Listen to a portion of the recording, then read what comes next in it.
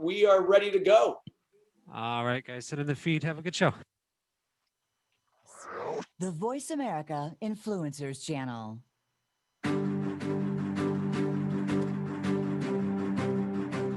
When planning the road to success, there are a few steps to keep in mind. Identifying and solving the cause, facing and embracing change, goal setting, and being accountable. We'll talk about this today on Sustainable Success with Chris Salem. New and healthier habits lead to prosperity in all areas of your life and business. Now, here's your host, Chris Salem. Well, welcome everyone. Hope everyone is having a great week. If you are new to Sustainable Success, you found us here at the Voice America Influencers channel. We also encourage those that are new to check us out on our Facebook page at Sustainable Success 2017, where we have many of our great guests that have joined to gather insights as to how they can scale their businesses to the next level. Again, we have a great guest today, but before we introduce our guest, our show is being brought to you today by Alumni Direct. This is an organization that brings together people that were either from college or universities, maybe former employers, or anywhere where there would be an alumni present, where you can get together in community centers to share memories, share experiences, and create new partnerships, perhaps looking for your next job. Check them out at myalumnidirect.com. That's myalumnidirect.com. Today, we have a great guest, and before I introduce him, his name is Jamie Mustard. We're going to be talking about the art and science of standing out. And again, this is from his book, and he's going to be dropping nuggets today here for you. So a little bit about Jamie. So Jamie is an expert on perception in the physical world, a strategic multimedia consultant, art design and product futurist, conceptual artist, and iconist. He has codified the primal laws of what makes anything iconic, the anatomy of what causes any idea, art, or message to stand out and take hold in the human mind across any medium. His passion is to teach the science of art, of the obviousness, helping professionals, change agents, artists, and businesses confidentially and at will make their messages, brands, and ideas stand out to their desired audiences, breaking through drag from dilution that we all know we are all up against. He's a graduate of the London School of Economics. Jamie's work is an explanation of the economics of attention based upon the primal laws of human perception. Jamie's iconist work has spanned some of the world's leading companies, technologies, artists, designers, creatives, nonprofits, and the globe. Companies like Cisco, Intel, Adidas, and Symantec. And without further ado, we welcome Jamie Mustard to the show. Jamie, how are you doing today? I am well. Thank you. Thank you for the very kind intro. Great. Well, it's a pleasure to have you here. We are so happy. So when there's so much stuff going on out there. We've had a crazy past year, Jamie, with COVID and with social media and all the things going on. People are always looking for ways to stand out. And can we talk a little bit about, before standing out, what are some of the things why people or businesses or anything are not standing out properly? Well, it's a great question, and I'll use this kind of as a simple metaphor. Say you were a baker in a small town in Connecticut in 1950, and you kind of you just were living your daily life. You went to work, you came home, you watched TV. You were exposed to about 250 advertising messages a day. Okay. By 1970, that was 500 advertising messages a day. By the late 90s, there was an estimate of that we were all exposed to about 5,000 to 7,000 advertising messages a day. That was the last time anyone seriously studied it. However, there have been post-social media thought experiments that suggest we're exposed to about 10 to 15,000 advertising messages a day between social media, Google, every medium you can imagine, right? The human brain couldn't process 1,000. So we now, as individuals, if I'm a baker in a small town in 1950s Connecticut, I might be competing with 2 or 3 other bakers in my town. Now you can ship baked goods all over the country. I might be competing with 1,000 bakers. Everything is like this now. And this is what I call dilution. As this information overload has gotten bigger, you have gotten smaller, and I guarantee you, you can feel it. It comes with an angst. There's actually psychological manifestations that come along with it, which we could talk about if you want to go there. Yes, please expand on that, please. Okay. There was a professor a guy named Barry Schwartz. He's a professor of social theory and a psychologist. He's at Skidmore University. And in 2004, he came out with a book called The Paradox of Choice, where he talks about the mental manifestations of choice overload. When we have too much choice, we actually have anxiety about choosing the wrong thing. We'll be paralyzed. We won't make a choice at all. When we do make a choice, we think about the other thing we could have chosen, so we're dissatisfied with our choice. And ultimately, we can be depressed about choice, right? So all your customers, the people you're trying to reach, they have choice fatigue. But what I've also found with my clients over the last 15 years is that those same mental manifestations are the exact same mental manifestations that one has when one feels that they have something great to offer and they can't get the world to listen. If I don't think the world's going to listen, but I know if they would just listen, if I could just have that 10 minutes, everyone would want me. But I don't think I can get it because I haven't been able to. I will be paralyzed. I won't try to get noticed. I won't try to stand out at all because I don't think I will. I'll have anxiety about standing out. I'll be dissatisfied with my life because I'm not standing out, and ultimately depressed about standing out. And this isn't with just startup companies and entrepreneurs. I mean, I talk to the CEOs of billion-dollar companies that are highly profitable, that feel that they're experiencing a tremendous amount of drag because they have an institutional success, but they feel like they thought, God, I'd have way more market share if our customers were really listening and paying attention to us. Human attention is the most valuable commodity of our time. Yeah, that's true.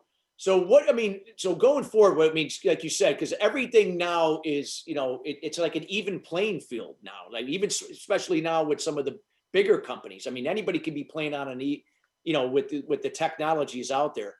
What are some of the things that you recommend right now for, let's say if we were looking at a smaller company? Go ahead. Can I give one more dilution example before? Absolutely. There was, just to really give the scope of this, right? There was a woman in the late 90s named Linda Stone who was doing research for Microsoft and Apple. And in 1998, she coined the term continuous partial attention. I just want to humanize this, right?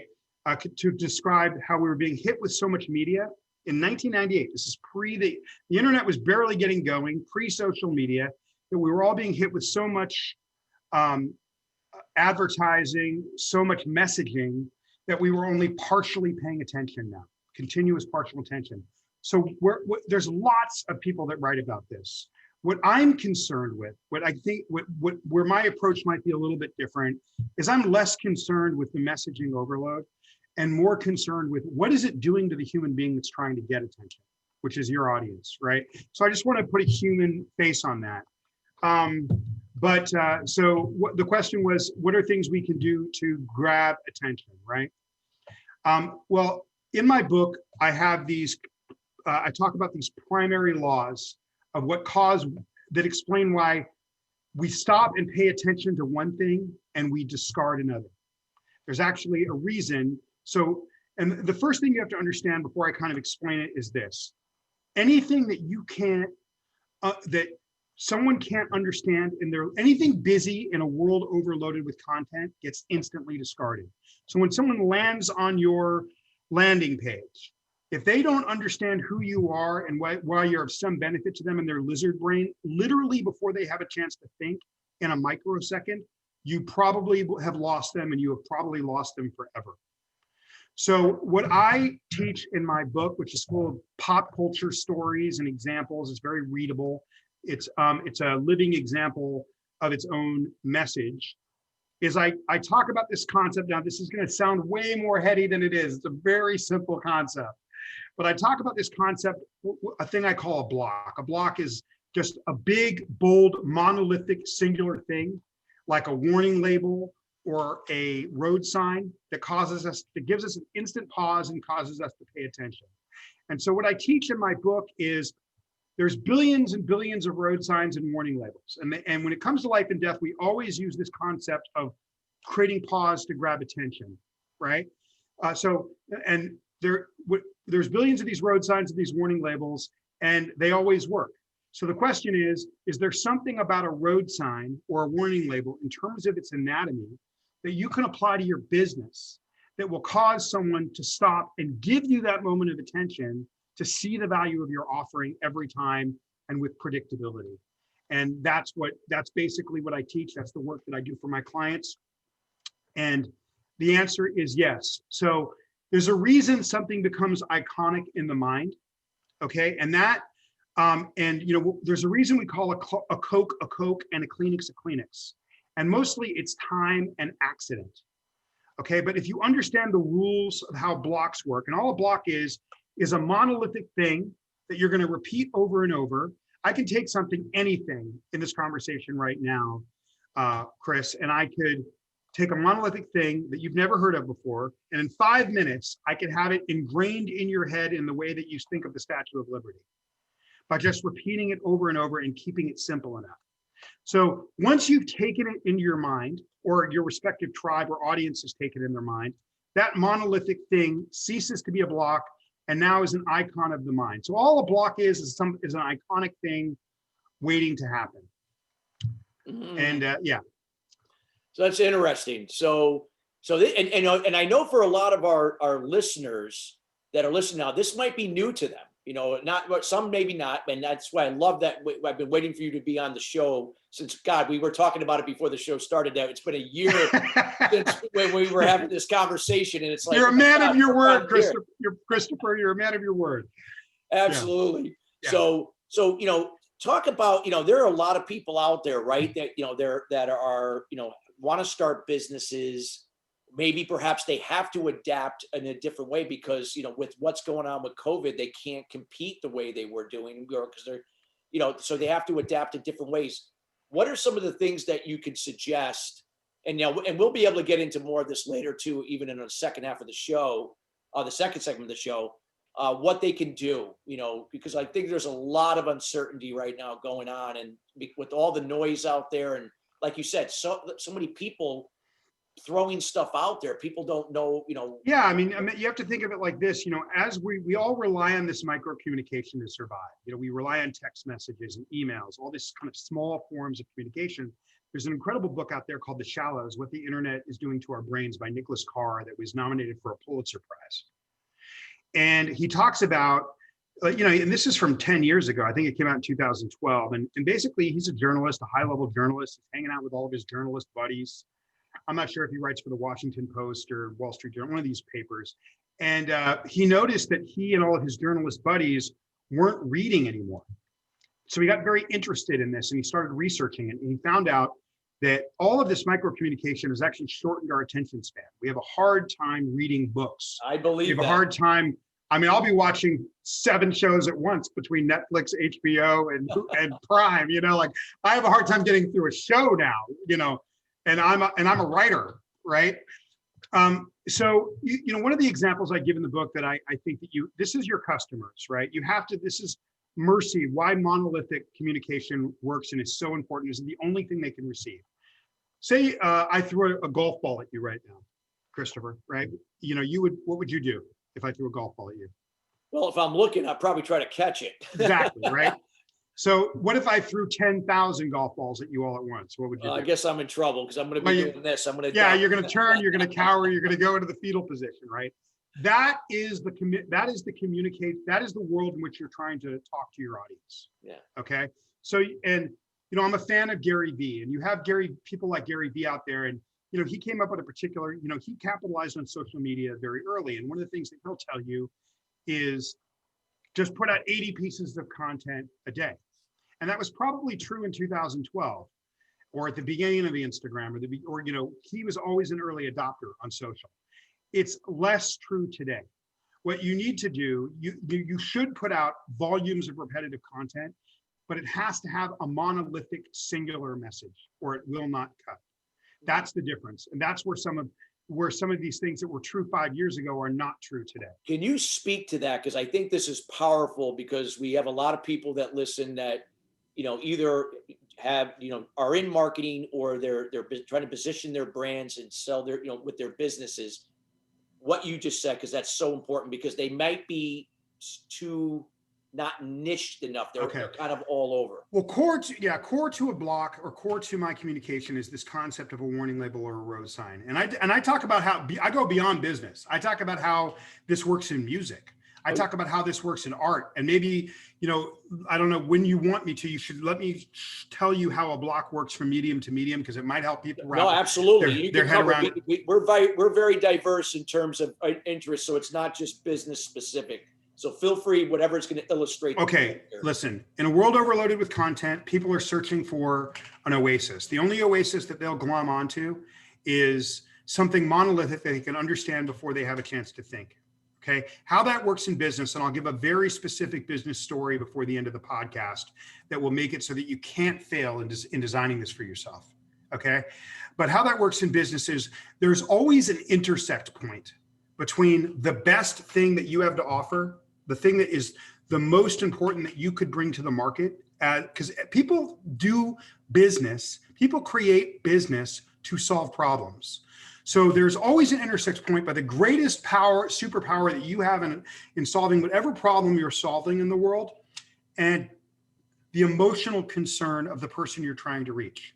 They're like, what most people do is they work their tail off creating a business that has 25 solutions, and they try to tell people all 25 solutions at once. People see nothing.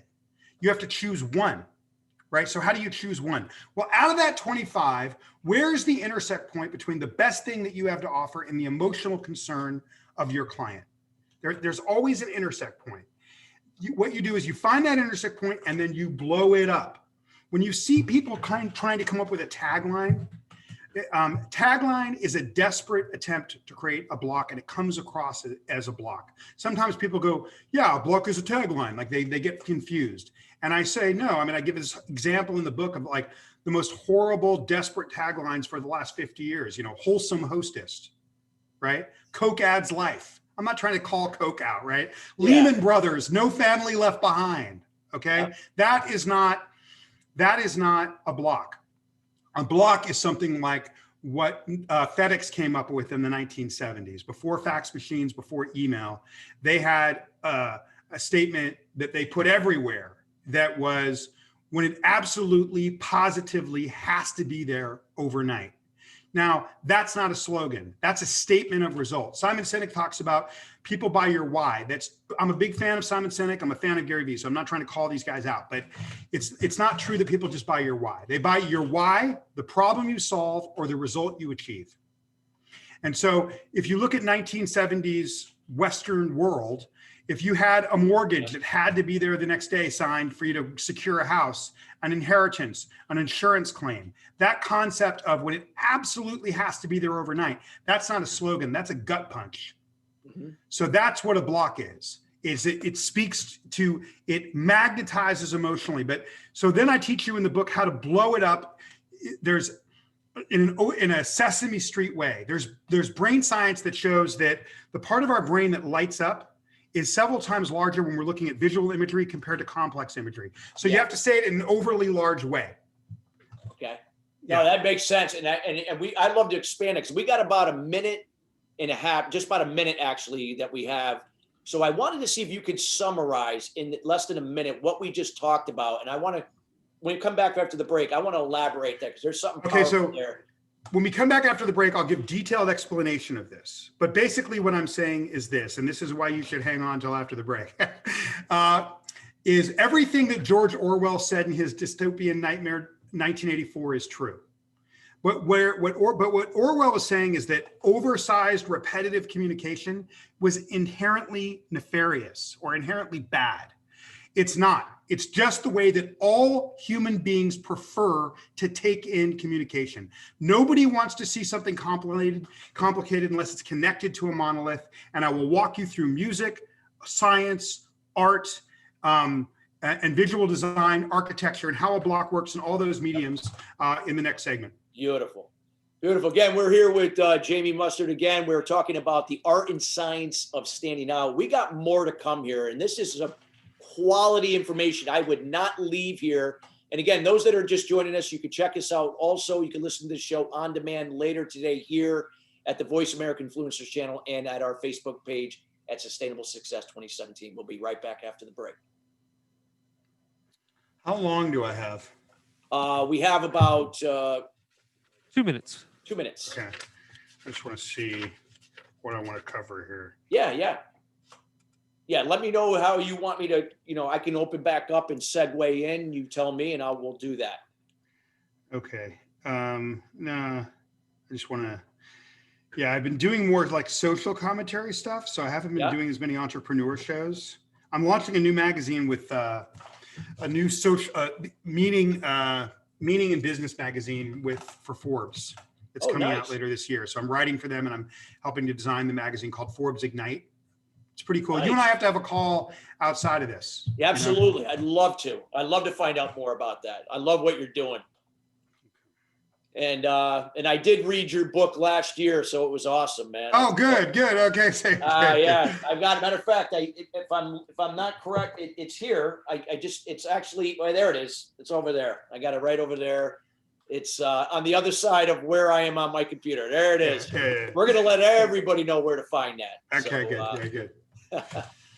So this will be great. So we're gonna come back here at what time is it now? Yeah, about a minute, less than a minute here. No problem. And you're happy with what I'm giving you? Yeah. Oh, absolutely. Okay. No, you're giving some quality information. And like I said, we'll be promoting the show after, do the same on your end and, and then it'll be an edited version. We're mainly an audio-based show, by the way. This is just strictly for the people to see behind the scenes what we do with the raw video, and that's all. Okay. Yeah. I trust you, my man. Yeah. It's all. What town in Connecticut are you in again? I forgot. I'm in Connecticut, right outside of New York. I know, but what town? Where are you? Oh, Danbury. Yep. Okay, I used to live in Westchester County. Yep. Yeah, Not far from me at all. No. Not far. How long's the train for you? Yeah. What's that? How long does it take you to get in the city? About hour and 15 minutes. Oh, it's not bad at all. No. I haven't been there that often. Yeah. All the COVID. Yeah. All right, let me just check. Matt, how much time we have? Coming back right now. Yeah.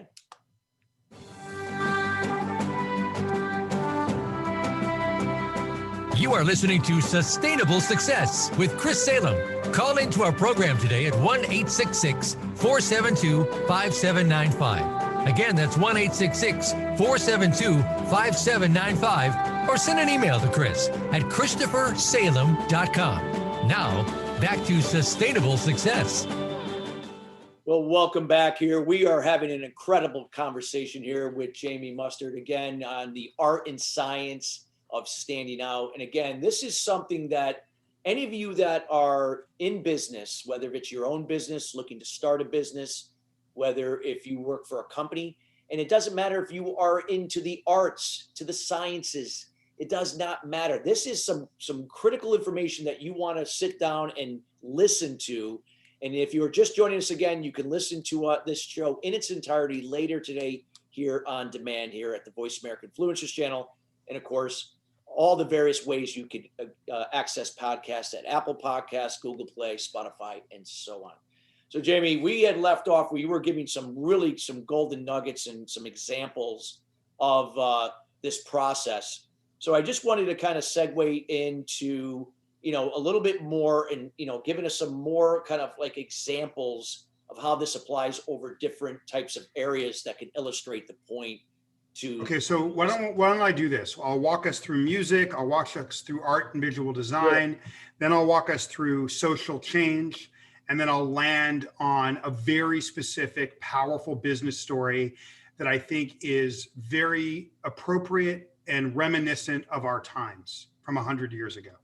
Let's go with it. I love it. Okay, so again, a block, what I teach in my book, The Primal Laws of Blocks, which is basically an icon, a monolithic thing that you repeat, that explains why we pay attention to everything and ignore other things.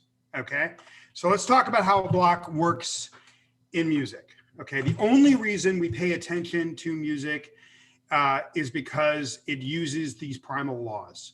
So In music, a block is a monolithic nursery rhyme type melody repeated dominantly over a more complex arrangement. So it's why in music we call it the hook, because it grabs you by the throat and it doesn't give you a choice, right? So when you're listening to Michael Jackson and it's mama say mama sa mama kusa, mama say mama sa mama kusa, it's that is what pulls you into the song. 300 years earlier, when Beethoven's Ode to Joy, da da da da da da da da da, it's pulling you in for the exact same reason. So any sort of monolithic simplicity that we can instantly understand in our lizard brain over a more complex arrangement is what pulls us into any song or music. It's the reason we call it the hook. So blocks work in every single medium. In visual art, which would also apply to all visual design, including architecture, but I'll give a painter example, right? If you were to go up to the average person on the street anywhere in the Western world, and you were to ask them, to show them an art, what artist they know, right? Probably the artist that we understand the most as a collective in Western society would be Andy Warhol and Vincent van Gogh. That's because they use blocks in nearly all their major works. There's people that they wouldn't know Picasso, but they'll know Andy Warhol and they'll know Vincent van Gogh because they use this concept of oversized monolithic repetition more and better than any of their contemporaries or other artists, right? So if you look, let's take the example of Warhol, right? Every painting is something you can understand, takes up the entirety of the canvas. It works the way a road sign or a warning label works. You can understand it in your lizard brain before you have a chance to think. A soup can, a Marilyn, a Mao head, a cow, like you understand it in your lizard brain, and then you look for the technique, okay? Another example of that would be Van Gogh, a sunflower, a pair of boots, a cafe, a bedroom, a tree, everything, a bowl, everything is oversized and taking up the entire canvas and instantly understandable before you have a chance to think. Gauguin's contemporary and Van Gogh's contemporary and one-time roommate Gauguin, who I like even more, also used incredibly vibrant color, but his images tended to be more busy and would take you a second to go, okay, what's going on there, right? And I would argue that the reason that Warhol and Van Gogh live in our collective consciousness in a way that Gauguin doesn't is because of the instant understandability, the instant recognizability before you have a chance to think. This applies to everything. Can I tell you how it applies to speech? It applies to peace and it applies to war. Can I give you an example? Yes, please do. Okay. So, in what was just Martin Luther King Day, right? And it's interesting. I went to school overseas, and you could say that the most famous human speech in human history would definitely be "I Have a Dream," okay? And which was what, 1968, 64? It might be around Okay. that. Might be even. I normally have it at the top of my head, but I don't either. But I thought it was yeah. 64, but it could be later. Okay. I'm not sure. That is what people in China know that speech. Okay. And again, the reason we remember that speech, the reason that's the most successful speech in human history, okay, is because he used monolithic blocks. So in speech, a block is a repetitive emotional phrase. That's that you say over and over and over again. And it's what is the reason you remember more the complexity and full emotion of the speech. So these blocks do more than motivate people and more than get people to pay attention. They actually help us retain information. There's been academic studies that show that when we connect complexity to monolithic imagery, we actually enjoy learning more, we retain learning more. The problem is that as we get above elementary school, we stop communicating to each other in elementary Sesame Street type ways. And I would argue that adults crave this elementary communication even more than children do, especially in a world overloaded with content. So Dr. King's speech is relatively short. It is I'd say it's a little over 1,600 words. And he repeats the words, "I have a dream" and "Let freedom ring" approximately 88 times combined. And the only reason that speech lives within us the way that it does is because of the repetitive block. Mandela gave a lot of speeches, but he didn't use blocks, and we're all worse off for it. It's the only reason that thing that causes us that magnetizes attention and causes us, and it pervades into us. 23 years earlier, so June 4th, 1944, Winston Churchill went on the BBC in London to galvanize British resolve to, survive the war, continue the war. British people had been bombed, they were tired, they were beaten up. And he gave what is now known as, this is the second most famous speech of the 20th century, which is now known as the "We Shall Fight" speech. And this was his closer. And it wasn't called that when he gave it, but now it's known as that. And which he repeated the phrase, "We shall fight," over and over. "We shall fight in the beaches. We shall fight in the landing grounds. We shall fight in the streets. We shall never surrender. We shall fight," right? That speech is known for bringing the British people together in a combined collective resolve to continue out and win the war against the Nazis. That single moment is considered and credited with that, right? So these blocks can do more than just sell your products and grab attention. They can motivate people to do incredible things. Oh, absolutely. You illustrated some great points there, and how powerful, and would you consider this, that when people are listening, is it subconscious as well than as conscious when people are hearing those blocks? Yeah, I mean, it's uncomfortable. People say they want to be seen, but when I tell them they have to be oversized and repetitive, I mean, have your block take up 2/3 of the top of your website. When I tell them that they have to do that, then all of a sudden you feel naked. It's like, I'm a public speaker. I do that partly for a living. I say I want to do it. I say I like it. I say it's part of my career. But every single time I do a talk, before I walk up on that stage, I have a tremendous amount of anxiety. And I'm always saying to myself, did I ask to do this? Why am I wanting to do this right now? So a lot of us think that we want to be known, but when we repeat with monoliths that actually correlate to the emotional concerns of our targeted audience, it can actually make us very uncomfortable. And but you have to push past that and do it anyway. If we have time, I'd like to give, I think, what is a powerful business example from the book. Yeah, please do. We have about a good 7 minutes to the break. Okay. So we got. I think that this story will take a few minutes, and then we can just. No, I want to make sure that I leave with a business takeaway, since this is a business show, right? Absolutely. Okay. So 100 years ago, in 1932, there was a guy named Ted Houston, and this is in the middle of the deep into the heart of the Great Depression, 1932, not quite 100 years ago. So a person going through a tremendous time that many would consider even worse or greater of a struggle to be seen and heard and be successful than now. Okay. This is the Great Depression, which ravaged the world and ravaged our nation. And I would argue, in a way, even the death toll was tremendous. Okay. So not a very good world to be trying to start a business in. This guy, Ted Houston, he finished pharmacy school, and this guy had 3 goals in life. He wanted to open a pharmacy, raise a family, and go to mass. He was a practicing Catholic. These are the only 3 things he cared about. Now, in 1930s dollars, he inherited $3,000. That was which was a lot of money back then. He took all the money and he invested it in a pharmacy in a small town in Wall, North Dakota. Okay. North Dakota. Yeah. And with population 367.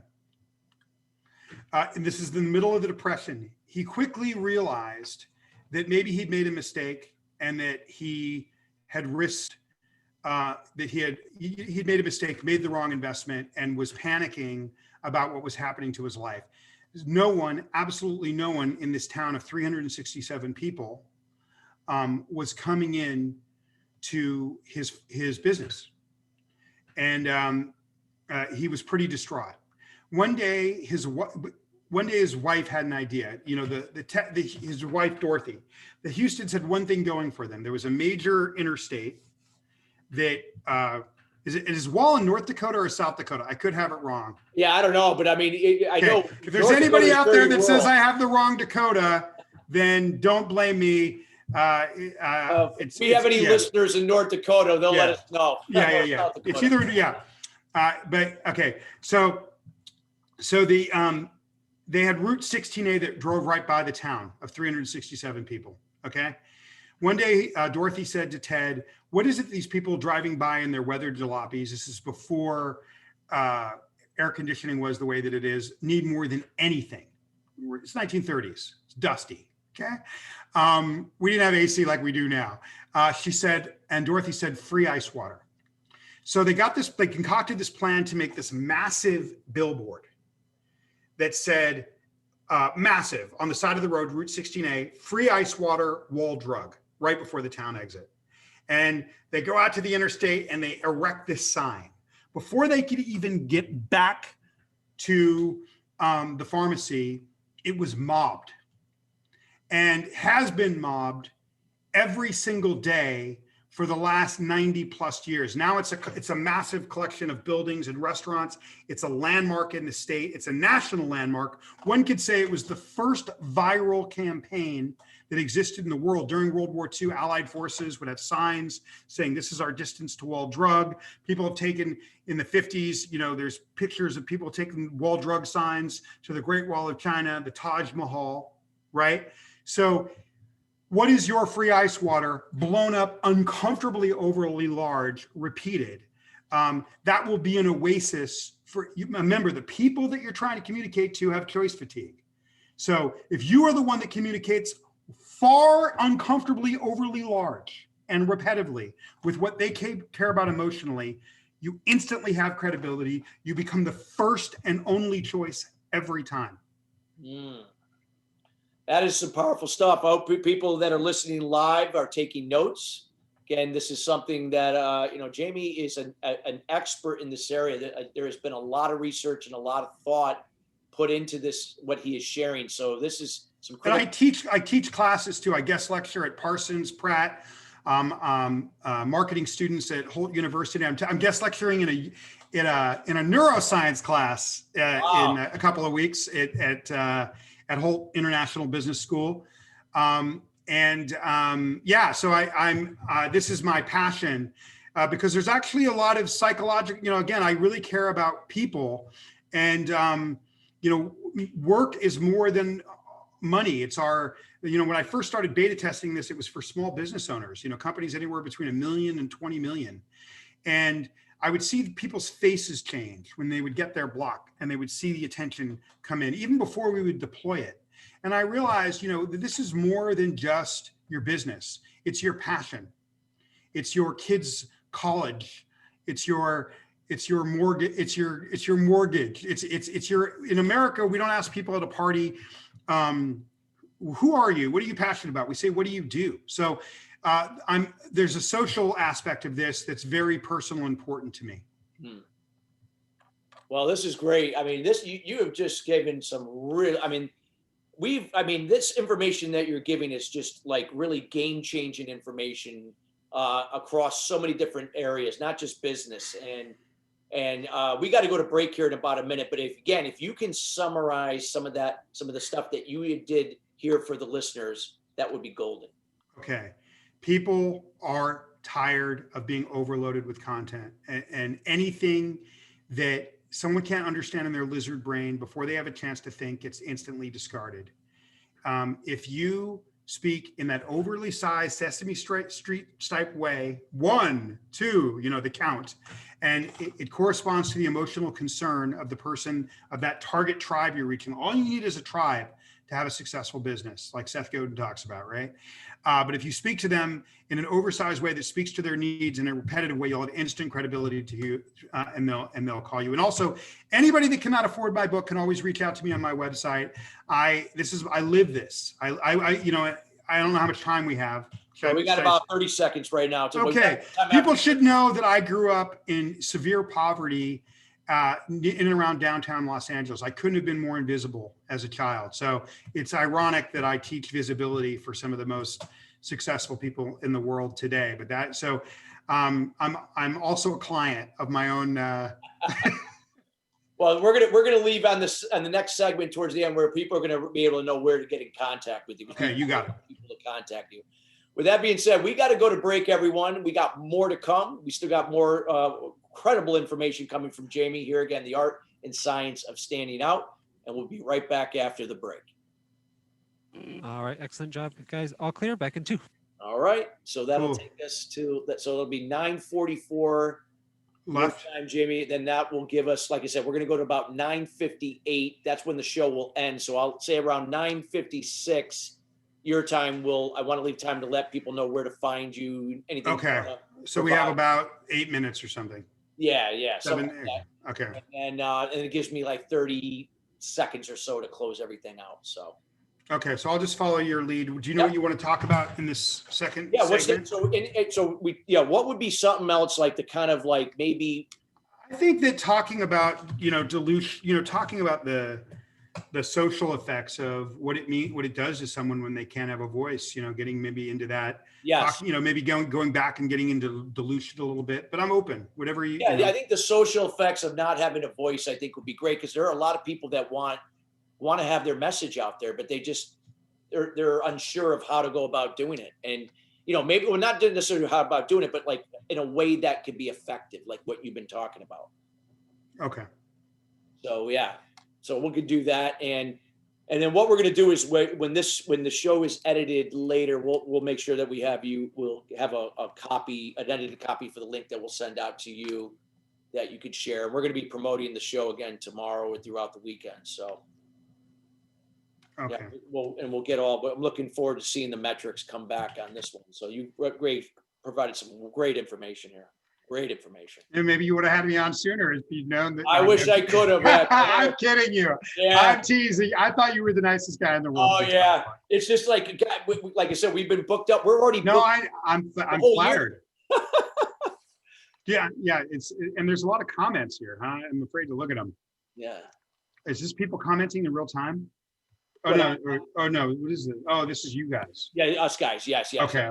Yeah, this is Right. just Zoom. Yeah, I'll any feedback that comes into the show, I'll make sure we get to you. But we're gonna go live here shortly. Okay, you got it. Yep. 7 seconds, guys. Voice America Influencers Channel.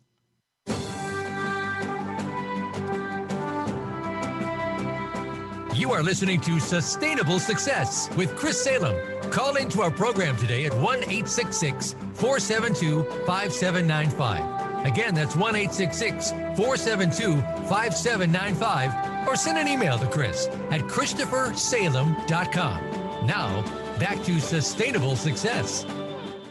Well, welcome back. We are here with Jamie Mustard with the art and science of standing out. And our show today is being brought to you today by our sponsor, Alumni Direct. Again, this is an organization that was designed to bring people together to rekindle relationships from their past, form new relationships with people from their alumni, and ways that you can not only find a job, maybe a new business partner, but again, sharing memories and new experiences. You can find out more about my Alumni Direct at myalumnidirect.com. That's myalumnidirect.com. So, Jamie, you have just given us a wealth of information on this process of standing out, and you've clearly illustrated this through so many different ways. There are a lot of people that have a voice out there, whether if it's a voice, individual, a business, and what would be some of the from the social side of getting that voice out there. If you could cover that with the audience here. And those. Well, I really like the name of this show in the sense of, sustainable success, right? Because I believe that success can neither be achieved nor sustained in a way that would satisfy anyone unless they use monolithic repetition, this thing called blocks. Once that block is taken into the mind of the audience you're trying to reach, it becomes an icon of the mind. There's a great example of, an example of a company of this is the Honest Company, which, you know, started off in 2012. I think they did $10 million in sales. By 2017, that was three to $400 million in sales, with one monolithic simple concept, you know, using a non-toxic product on a baby, right? They didn't spread it out. They didn't do 85 other things. One simple concept. When you're a parent, you care what goes on a child. It has an emotional, it invades you emotionally, what you're going to put on your child, right?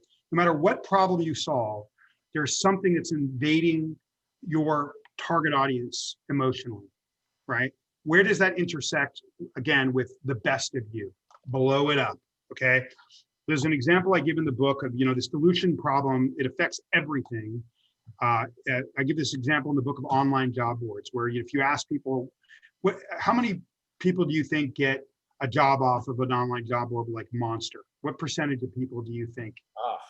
I would say it's probably not high, unless it's maybe a lower end, maybe job, maybe possibly, but Give me a percentage, throw it out. I don't know, man. 15%. Okay, good. Most people think around 20 to 30%, okay? The reality is, per million hires, 1% of people get a job on these big online job boards, per million hires, okay? So, but 29% of people think it's possible. So what's happening to that 28% mentally, putting themselves through that? Anyone with a business is experiencing that with information overload, right? And this is my passion. As I said, you know, I grew up, I couldn't have been more invisible. So maybe, you know, and I Houdini'd myself out of situations into living the life that I have now. So I don't think I was thinking about it much at the time, but I think I've reverse engineered these laws based on my own desperation. So, you know, one of the things that I think a lot about is, you know, it's like, again, this comes down to your meaning, right? I mean, I want to make, you know, we have this term we use in America called net worth. Well, really, it's not your net worth, it's your net assets, right? Your worth is the thing that drives you. Your worth is the thing that matters to you in the world. That may be your business. It may be the only thing that drives you, makes you love your business, that it pays for your family. But that's your net worth, is the thing that actually gives you meaning, that actually drives you. And when people can't amplify, when people can't get attention for that, it really does weigh on them emotionally. And that's why I try to make myself, I mean, I get people reach out to me all the time on my website, people that have read my book, people that have heard me on a show. And I respond to everybody because I really do care that people have a voice. That's powerful. That's powerful. And I believe that, you know, everybody deserves to have a voice. We all have a story. We all have a message. You know, we're never going to be everything for everyone, but we're always going to be something for someone, in this case, more than one person. And I think that people have to understand that. And a lot of things that you had shared today here about how to really connect with the people, you know, that audience is so imperative, because like you said, get lost. But go ahead. It is because it pays, it makes your business, it affects your bottom line, and it also affects you. You know, the American psychologist Maslow, most people know this concept of the hierarchy of needs, right? Do you know the concept, the triangle, the hierarchy of needs, right? That as we get above, like, you know, basic food and shelter, then the human beings become obsessed with this thing called self-actualization, with like becoming their full potential, becoming who they fully are. I've talked to CEOs of successful billion-dollar companies that feel like they're getting so much drag on their market share compared to how much they deliver, that it literally gives them angst. So it's the starting entrepreneurs feeling this, successful people are feeling this. They're not actualizing in the way that they feel that what they've created should, right? So you really do need to get the engagement of others. People need to engage with you in a deeper way if you want to actualize and transcend fully into who you are, and if you want your business to actualize the way you want it to. It's a mental pressure that people feel no matter what level of the game, whether they're starting out or they're further along. And blocks, these repetitive monoliths, enable you to do that with deliberation and at will, rather than hope, luck, chance, or years. Yeah. So it's a very strategic, I would say, that, you know, again, there's got to be some strategy, especially if it, you know, you're doing this from with a branding campaign type of thing. What would you say, like when you're trying to reach multiple people, and maybe it depends on what type of business you are. Is it fair to say that it's best to be doing that by leveraging things that play to your strengths, whether if that is Yeah. I mean, I always start with a website. I mean, it's a great question. Can I give a metaphor that I think is a really good? Yeah, please do. How much time do we have? Do we have a couple minutes? Oh, we got time. We have about we have 6. No, we have 5 minutes. Okay.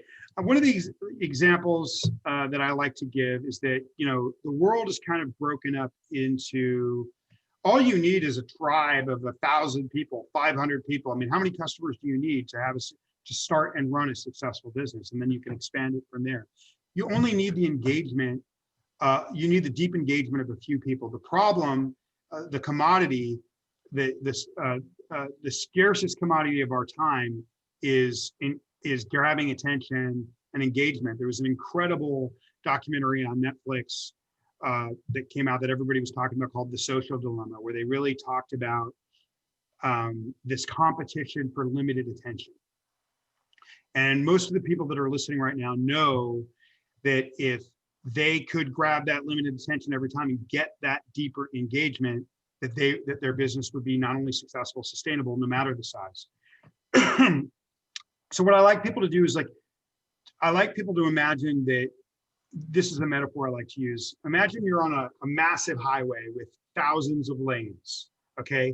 And you're trying to get one of those drivers to pull off at your exit. Well, some of those drivers want to go where you want to go to you. Some of those drivers are going someplace else doing other things, right?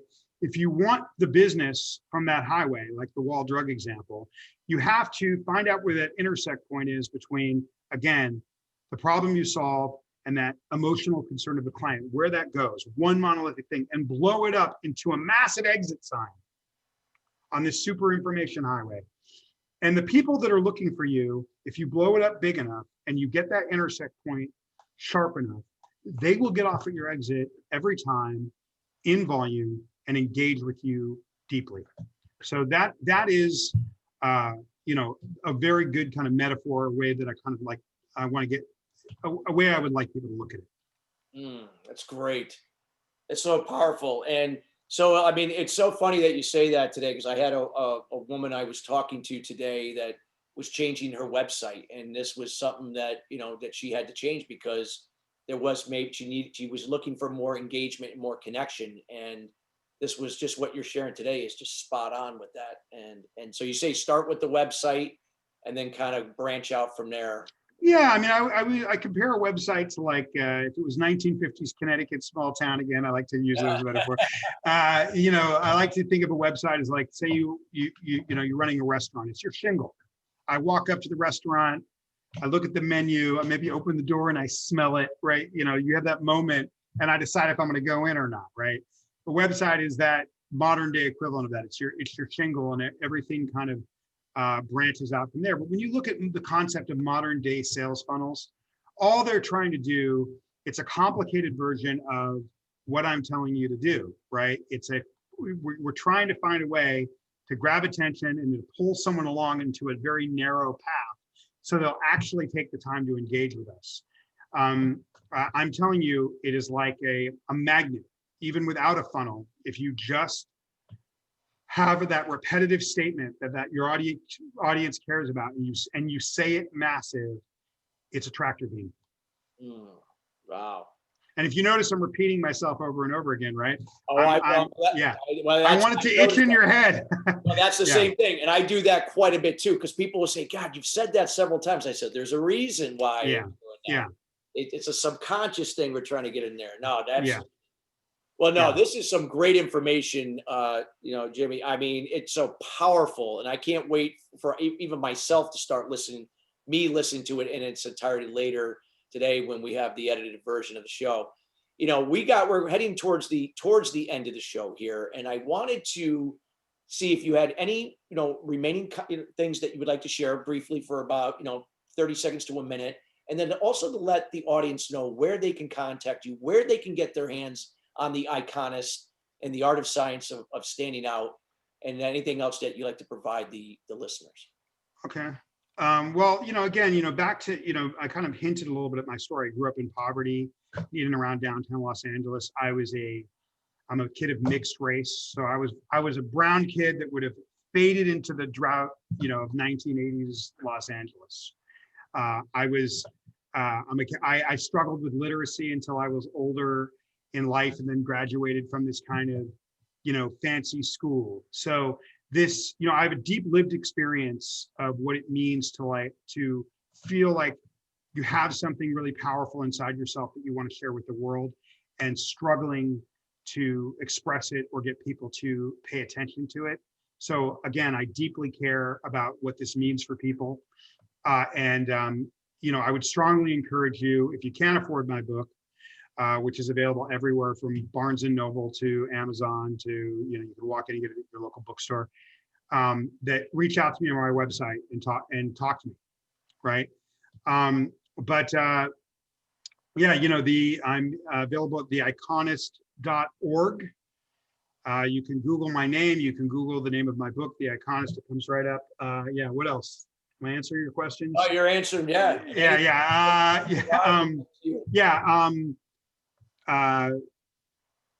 The main thing is that that you recognize in life what your problems are. I remember having a business in London with this kid, and he said, "What's your biggest strength?" And I said, "I'm a problem solver." And he said, "I think it's better to be a problem finder." And I thought it was such an interesting comment, and it's affected the way that I've seen the world, even though it was so many years ago. Because what's the problem? The problem more than ever is getting that attention, getting those eyeballs, convincing people to engage with you in a deep way. That is the problem. The first thing you need to do is identify that for yourself as the problem. Wow, some powerful information. Again, we want to thank you, Jamie, for being here with us. I mean, just powerful information. Everyone, again, we encourage you to listen to this show in its entirety. Again, there is a lot of great information here. So if there's something that you missed, that we encourage you to check this out. Again, reach out to Jamie, reach out to the website that he provided. We are also going to be providing that information again in the show notes tomorrow, when you can download and listen to the show again. We encourage you to share this show with other people that may have not known about it, that could get a wealth of information that you could be helping them, not only in their business, but also in their personal life as well. So Jamie, again, thank you so much for taking time of your busy morning here to be with us here at Sustainable Success. We greatly appreciate your time and your presence here, and more importantly, your wisdom. Thank you. Thank you for having me. And I really enjoyed the conversation and talking to you. Thank you. You got it. Thank you so much. And we want to thank you, guests, for being here each and every week, making Sustainable Success the show that it is today. Again, it's about you, and we will continue to bring in people like Jamie to provide cutting edge information that can help you scale your business and your personal life to the next level. We'll be back next Thursday. So join us here again, here at the Voice America Influencers channel, here at 12 noon East Coast time, 9 a.m. Pacific Standard Time. We hope everyone enjoys the rest of their day and have a great rest of your week. Have a great day. All right, terrific job, guys. All clear. All right, beautiful. Good. Jamie, Right. Thank you so much. This is awesome. And what I'm going to do is I'll send you the edited link, like I said, to your email later today. And but you start making it available on Spotify and all those shows right away. Yep, absolutely. Okay, cool. That'll be in the next 3-4 hours. That'll be on there. It'll be on. Okay, love it. Awesome. So what I'm going to do is I'm also going to reach out to you next week, and we'll set up a time to chat. Okay, great. And yeah, I mean, I think this was good, man. I did really well. Yeah, and I think what I love about talking to you is I just like the energy back and forth. Absolutely. That's why I want to talk to you, and we'll talk about some other potential opportunities that will help you and what you're doing with Iconist, and then some things I'm working on as well. Okay, will you do me a favor? Will you CC my CEO and business partner? Sure. Yes. Oh yeah. CC her. Absolutely. Yeah. Okay. I'll put that on. Listen, dude, I remembered you from a year ago being a great guy and a nice guy. You didn't disappoint. You're the man I remembered. And I look forward to chatting next week, because there's some stuff I want to talk to you about too. You got it. We'll talk then. Okay, brother. Thanks again for having me. You too. Thank Okay. you. Yep. Bye. Bye. Bye, Matt.